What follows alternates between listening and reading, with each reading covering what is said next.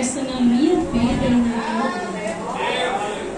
Quero agradecer a Deus em primeiro lugar pela oportunidade. Quero agradecer ao meu líder que me confiou a estar aqui nesta noite para ministrar a palavra do Senhor. E eu quero te dizer que você não vai embora da mesma forma que você chegou. Porque Deus, Ele tem uma palavra para o meu coração e para o teu coração nesta noite. Que nós venhamos abrir o coração para receber aquilo que Ele tem para nos entregar nesta noite. Porque Ele marcou um encontro comigo e contigo nesta noite. Não foi por acaso que você veio a este lugar. O Espírito Santo de Deus, Ele te trouxe. Minha carne está tremendo. Aí você me pergunta, por quê? Porque desde o momento que eu entrei, a minha carne começou a tremer. O poder de Deus, Ele se manifesta nas nossas vidas. E às vezes nós não entendemos o porquê. Mas é Ele trabalhando na minha e na tua vida. E hoje é algo diferente. Tentei encontrar outra palavra. Quis me desviar desta palavra. Mas Ele me disse, não, é esta palavra. É esta palavra que eu coloquei no teu coração.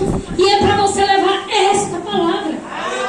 E esta palavra, ela não veio por acaso, já tem alguns meses que Ele me entregou. E eu tendo, sempre desviando, Senhor, eu não vou pregar esta palavra. E quando o pastor na sexta-feira passada me convidou e falou, olha, sexta-feira você vai pregar, eu quis desviar a palavra. Aconteceu um impedimento na sexta-feira passada, eu não pude estar. E aí mais uma vez eu falei para o Senhor, qual é a palavra? Ele falou, essa que eu te dei, essa aqui eu te entreguei. E orei nas madrugadas para ter a confirmação. E Deus falou, é essa. Pregue esta palavra que eu vou falar comigo. Vamos abrir nossa palavra em Gênesis 38.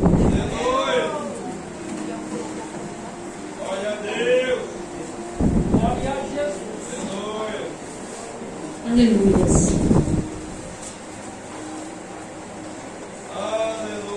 Glórias a Deus. Nós estamos diante de uma palavra não muito pregada, não muito ministrada. Ouvimos muito ministrações sobre a vida de José, sobre a vida de Moisés, sobre a vida de Davi. Mas esta palavra de hoje nós vamos mencionar nesta noite sobre a vida de Judá. Amém? Vamos ler junto comigo? Que de título de Judá e Tamar. E aconteceu no mesmo tempo que Judá desceu de entre seus irmãos e entrou na casa de um varão de Adulão, cujo nome era Ira. E viu Judá ali a filha de um varão cananeu, cujo nome era Sua, e tomou-a e entrou a ela. E ela concebeu e teve um filho, e chamou seu nome de Er. E tornou a conceber e teve um filho, e chamou seu nome Onã. E continuou ainda e teve um filho, e chamou seu nome Selá. E ele estava em Quezibe quando ela o teve. Podem sentar, igreja.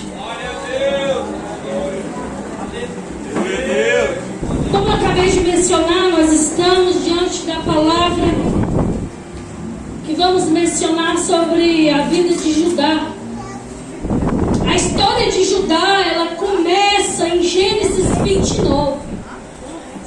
Judá era o filho de Jacó com Leia. E quando ele nasceu, a sua mãe louvou ao Senhor com o seu nome, Judá. Esta vez eu louvarei ao Senhor. Judá, ele tem uma passagem rápida no texto sagrado. Nós observamos pelo menos duas atitudes interessantes que antecedem ao capítulo 38. Aleluia! A primeira delas está no capítulo 34, quando ele não se une aos seus irmãos, Simeão e Levi. Naquela vingança traiçoeira executada contra Amor e Siquém. Passada essa ausência de Judá no texto, ele aparece definitivamente no capítulo 37. E eu creio que é aí que envolve toda a problemática começa a se desenrolar. Ele evita que seus irmãos venham matar a José. E ele, evitando a morte de José, ele aparece no texto como um tipo de pacificador.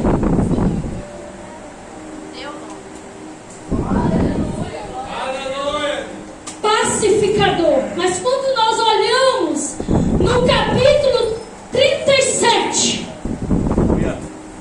nós vamos ler no versículo 26, que ali já estava aquela conspiração, naquela reunião entre irmãos, para tirar a vida do José, o grande sonhador.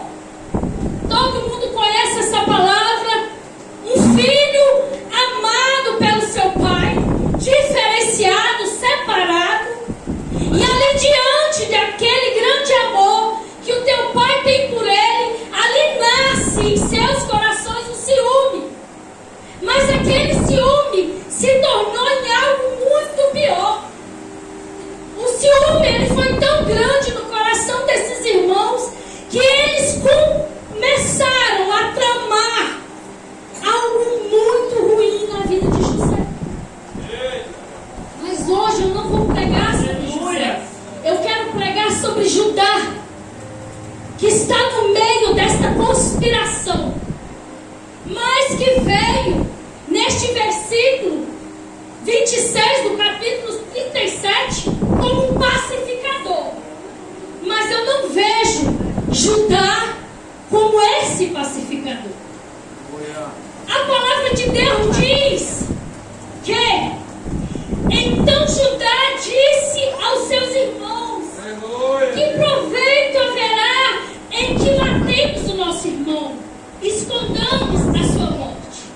Vinde e vendamos a estes ismaelitas, e não seja nossa mão sobre ele, porque ele é nosso irmão, nossa carne.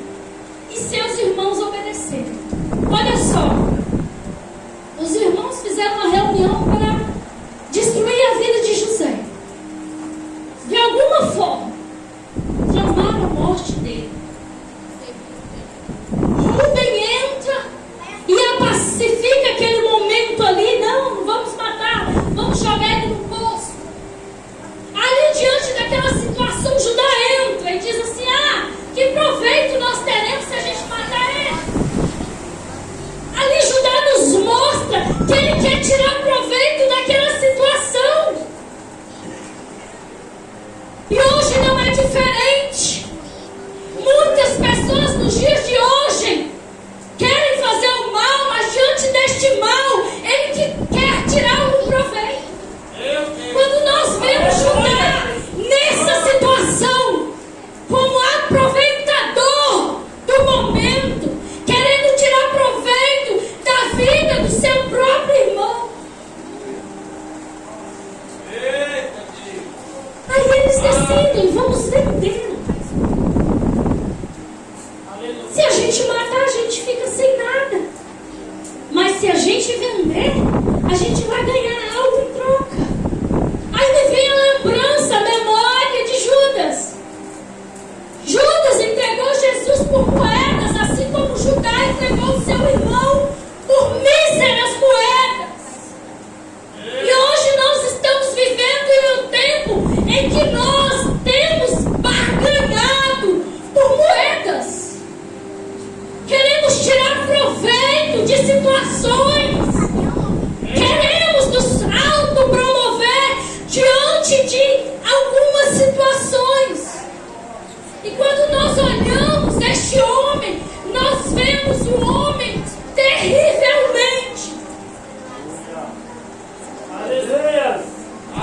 de um caráter terrível, que além de estar no meio daquela trama, ele ainda quer tirar proveito. Irmãos, tudo que nós plantamos hoje, nós vamos colher um dia. Aleluia! E foi isso que aconteceu na vida de Judá. Quando os irmãos se levantaram contra Amor e Siquém, ele não quis estar no meio. Mas quando foi a hora de matar o seu próprio irmão, eis que ele estava lá. Mas, achando no teu coração que aquela atitude seria menos dramática, que não ia ferir tanto, eu acho que ele pensava assim: em vez de nós, irmãos, matar, tirar o sangue do nosso irmão, nós vende. E lá os ismaelitas fazem dele o que quiser. Então o sangue do nosso irmão não está nas nossas mãos. Engano de Judá naquele momento. Porque quando nós olhamos e vemos a trama daquele homem, a gente fica horrorizado. Aí a Bíblia diz que ele foi um pacificador, mas na verdade é possível que a partir dali, embora ele tenha evitado o pior, ele passe a ser atormentado por um sentimento de culpa, de vergonha, diante do pai, da face apontada pelos seus irmãos que tentavam convencer Jacó da morte de José. Aí, diante dessa situação, contando a história de José, o capítulo 38 cai, contando já a história de Judá. Aí a gente pensa assim: mas muitos teólogos dizem: mas a Bíblia não está em ordem cronológica, não era para estar aí neste lugar. Ok. Mas eu te digo que a história de Judá, ela tem um motivo para justificar que ela esteja aqui.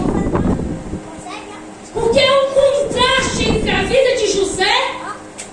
Porque enquanto José é levado ao Egito, entenda, Judá desce para a capital de Canaã. Enquanto José é levado, Judá pega e desce. Sai do meio da fronteira.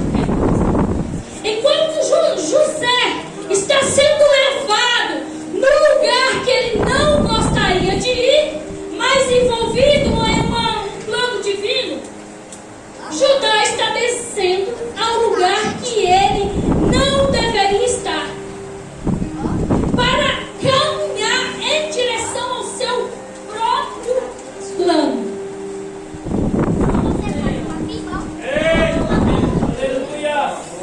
Olha o contraste aí.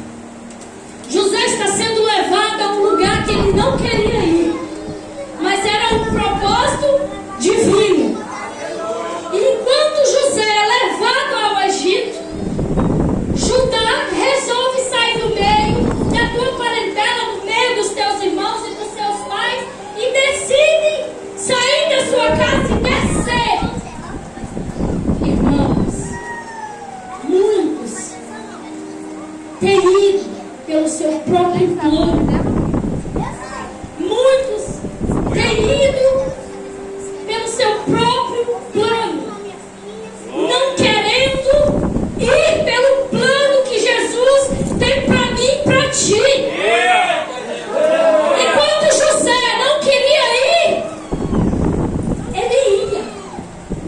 E Judá, querendo de alguma forma se esconder da situação, ele resolve descer por conta própria, em direção ao próprio plano. E quando nós olhamos e vemos que existem muitas situações que vêm acontecendo nesses últimos dias, que é: eu traço faço o meu plano, meu projeto de vida, não consulto a Deus, né? E quero ir.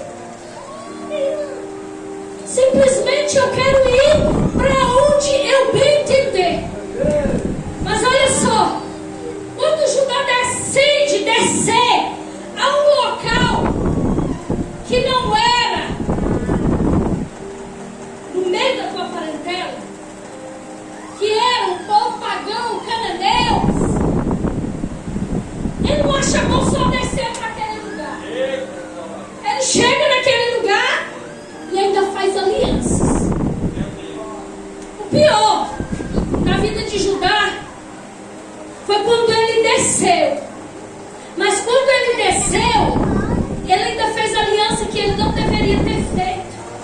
Quantas vezes nós planejamos algo na nossa vida e ainda fazemos alianças com quem não deveríamos ter feito? Quando nós fazemos alianças sem o Senhor dizer que é para fazer, nós sofremos as consequências. Porque quando nós olhamos e vemos a pequena história de Judá, foi triste a história deste homem.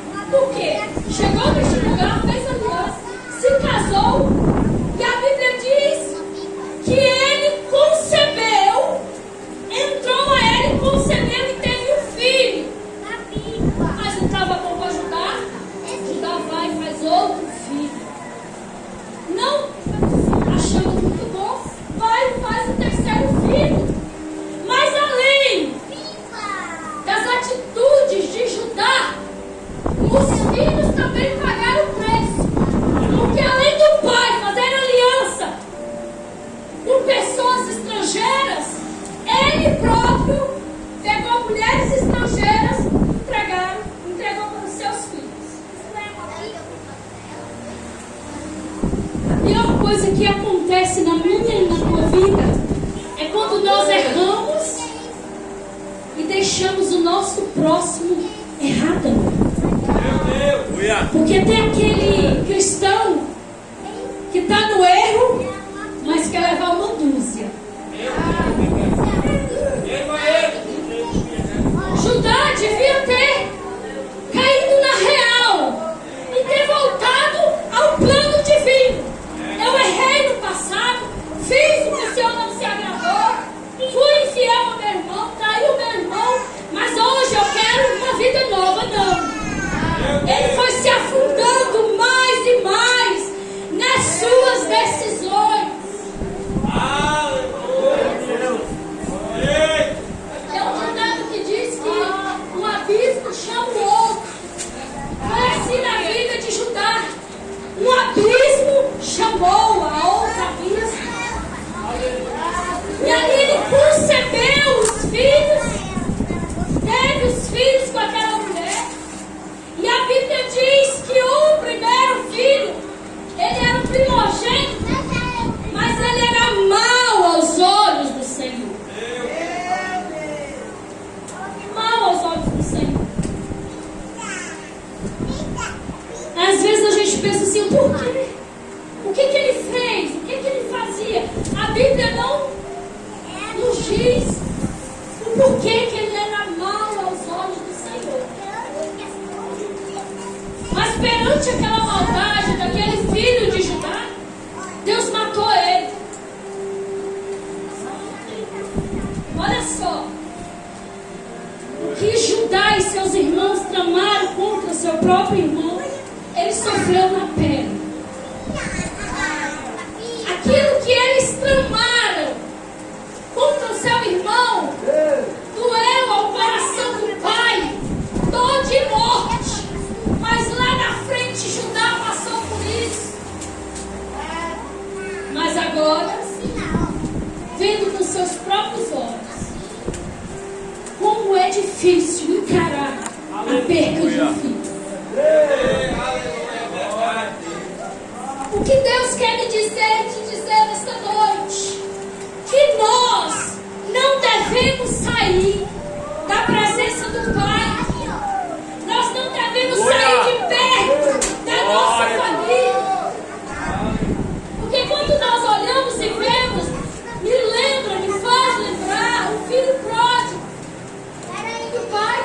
filhos, o mais moço diz, eu quero a minha parte na herança.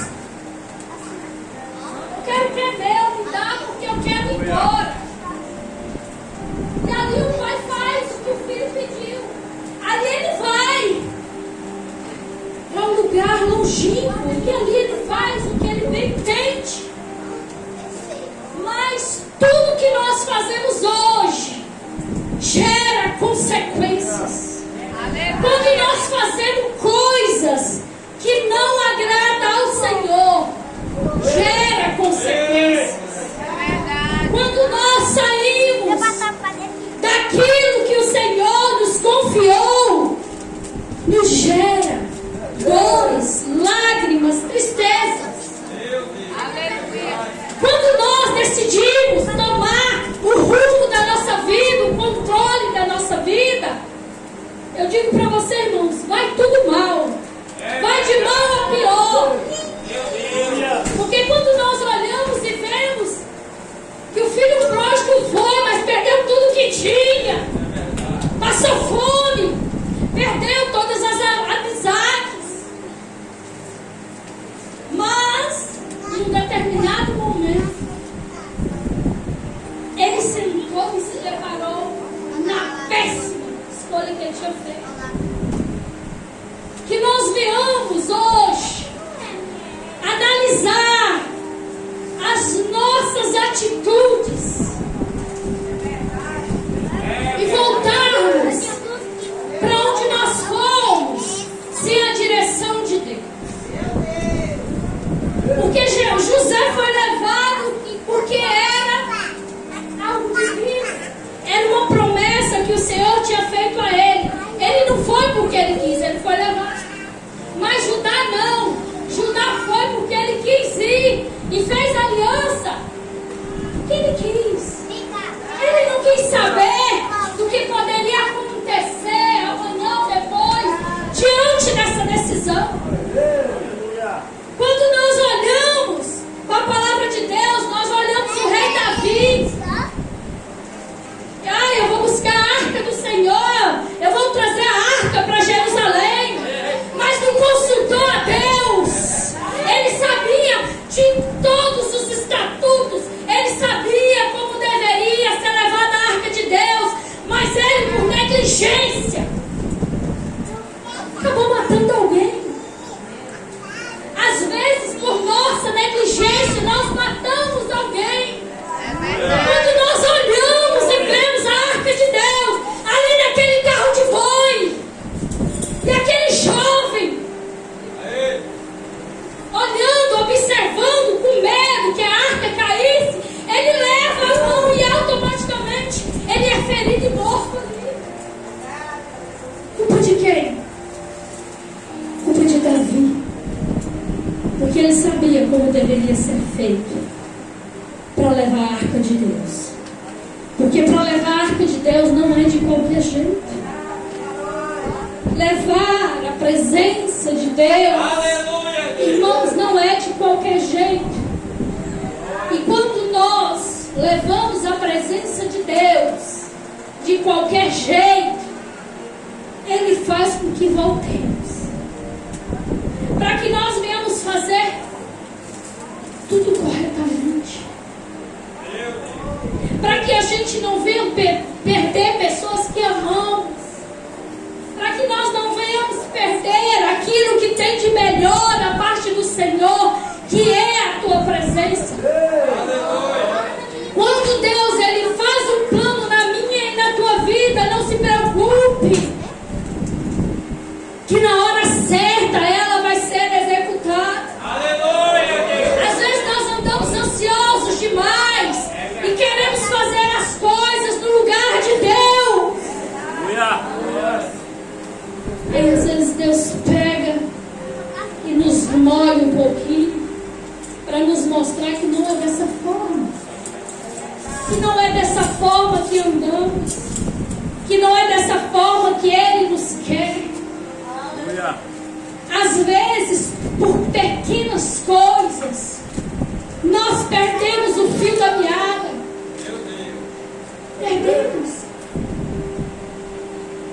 Que nós não venhamos traçar planos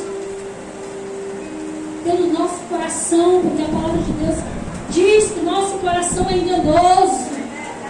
Que nós venhamos consultar ao Senhor, para que não venhamos pagar um alto preço lá na frente, para que nós não venhamos regredir tudo aquilo que já está preparado e está sendo entregue em nossas mãos. Glória a Deus! Às vezes o Senhor nos faz uma promessa e nós queremos hoje. E aí nós queremos fazer tudo.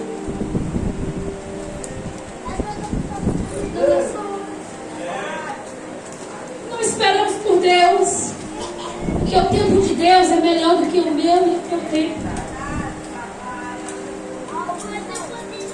Porque se Judá tivesse ficado lá na casa de seu pai, junto com seus irmãos, ele iria ver que eles foram usados por Deus para que o plano divino fosse executado na vida deles.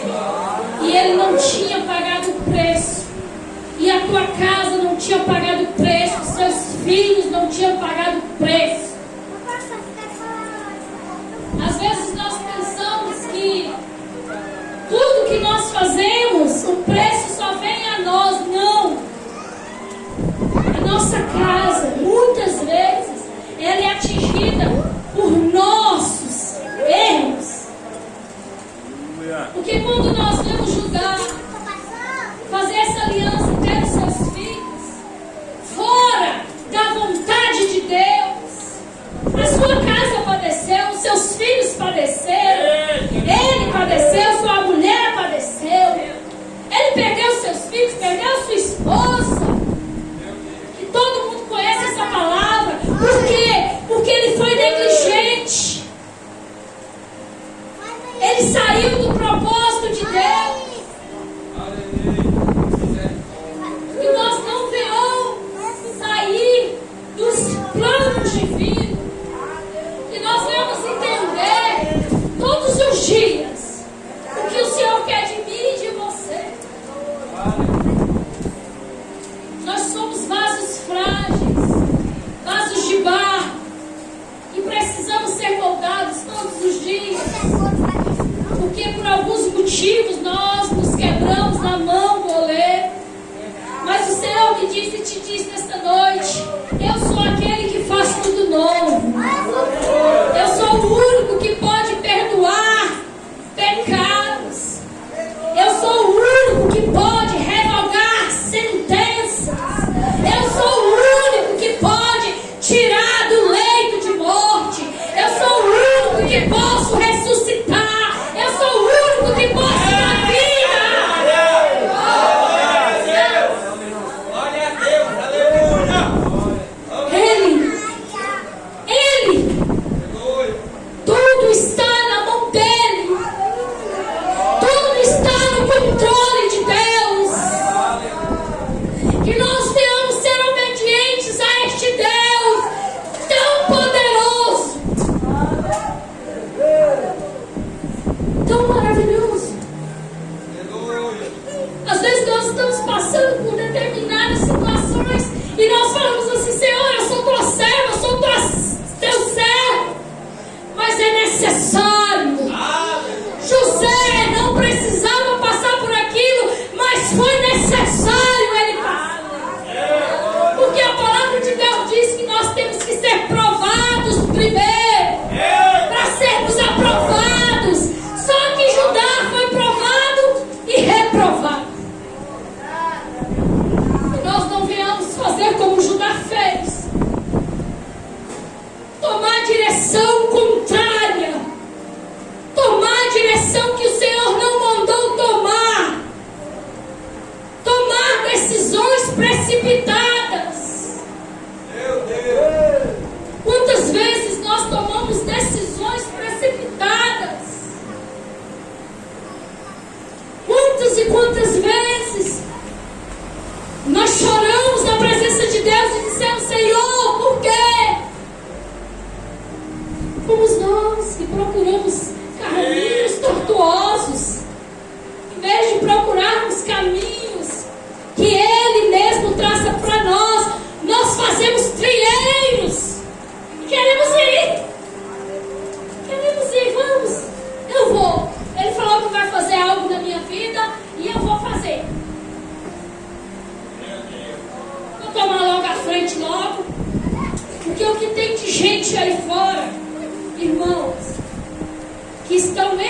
completamente confundidos com a voz de Deus.